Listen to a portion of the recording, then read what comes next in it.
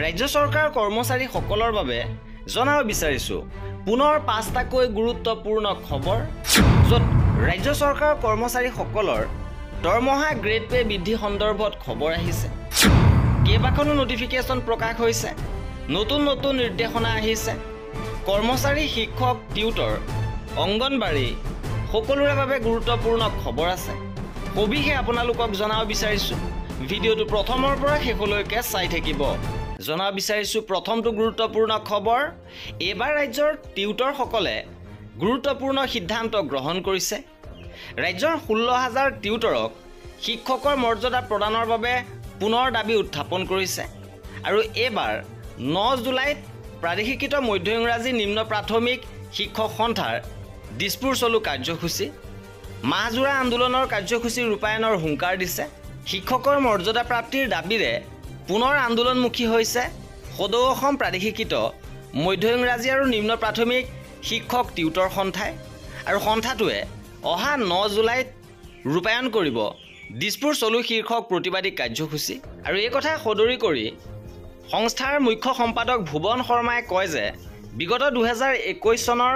5 ফেব্ৰুৱাৰীত ৰাজ্য চৰকাৰে প্ৰায় 16,000 শিক্ষকৰ পদ প্ৰাদেশিকৰণৰ নামত টিউটৰ হিচাপে মাত্ৰ 10,800 টকাৰ পাৰিতোষিক নিৰ্ধাৰণ কৰি 4 বছৰ ধৰি খটুৱাই আছে আৰু প্ৰাদেশিকৰণৰ পিছতে পৰ্যায়ক্ৰমে শিক্ষকৰ মৰ্যাদাৰে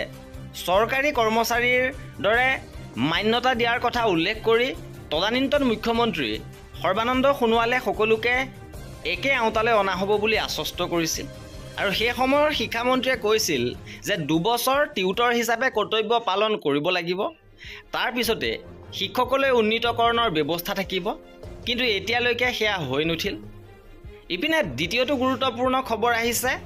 দৰমহা দিয়ে বৃদ্ধি সন্দৰ্ভত শিক্ষক কৰ্মচাৰী সংগঠনৰ দীৰ্ঘদিনীয়া দাবী পূৰণ হৈছে অসম কেবিনেটৰ সিদ্ধান্ত অনুসৰি নামভৰ্তি 150তকৈ অধিক থকা LP স্কুলৰ IC প্ৰধান শিক্ষকসকলক নিয়মীয়া প্ৰধান শিক্ষক হিচাপে নিযুক্তি দিয়া হ'ব এই ক্ষেত্ৰত দৰমহা 14,000 পৰা 60,500 টকা লগতে গ্ৰেড পে 7,600 টকাকৈ লাভ কৰিব আৰু জ্যেষ্ঠ সৰ্বাধিক সহকাৰী শিক্ষকক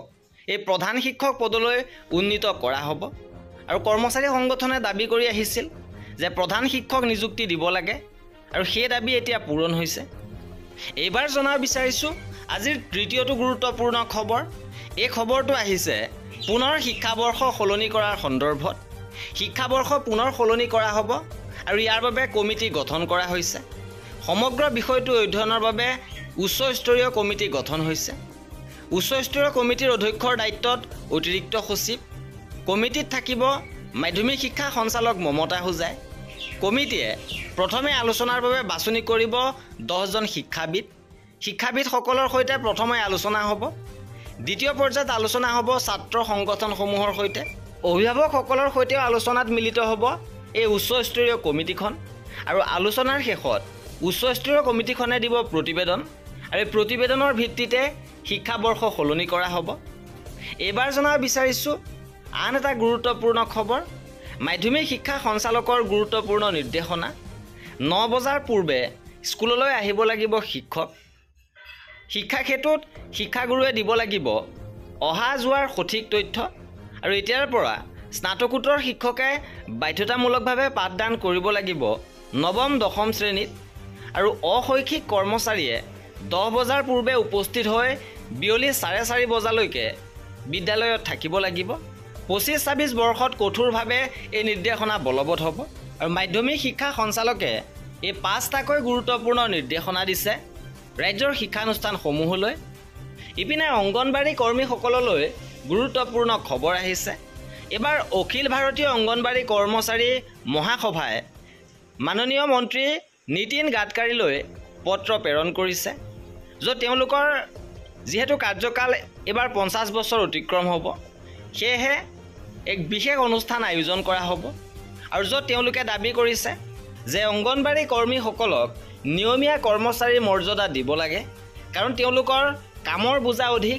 যথেষ্ট পৰিমাণে চৰকাৰী আঁচনিৰ কাম তেওঁলোকে কৰিব লাগে সেয়েহে তেওঁলোকৰ দৰমহা বৃদ্ধি কৰিব লাগে লগতে নিয়মীয়া কৰ্মচাৰী মৰ্যাদা দিব লাগে